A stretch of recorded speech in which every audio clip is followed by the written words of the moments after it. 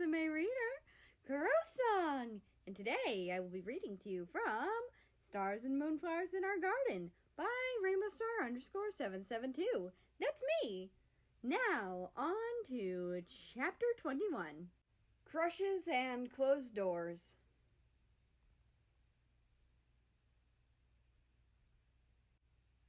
Russia noticed that America seemed almost sad as he left, but thought nothing of it. He was pretty sure he'd heard the other sigh, but he wasn't sure about it. Either way, he would be certain to visit the other again before the end of the healer's shift. As he walked towards the last class he'd left the notebook open on his desk, but shrugged it off. No one really went into his room very often, so he'd be fine. But the more he thought about the journal, the more flustered he got. As he got closer to the next class the more he realized that what he was feeling towards the healer definitely was starting to fall more on the romantic side of attraction, and attraction in other ways. It wasn't just friendly anymore. He already knew it was a crush, but he'd never dreamed of anyone in that way that he had a crush on before. Which wouldn't be unusual if his only crushes had been before 14.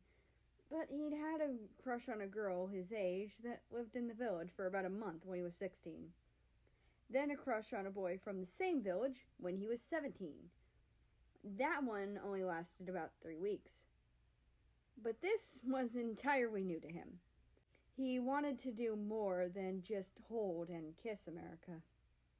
He quickly dismissed that train of thought as he walked into the room where his next class was being held. He was thankful there was only one other class after this one. Then he'd be able to spend the rest of his time with America. The third class of the day was one of the classes that felt short to him, so he was thankful for that. And luckily for him, the class sped by as it usually did. It felt fast and went by quickly. He excitedly stepped out of the classroom and walked towards his fourth class. As he made his way to his fourth class, he internally groaned, remembering what it was and how long it felt like it dragged on. He knew it'd be worth it, though. He'd be able to see America for a little bit.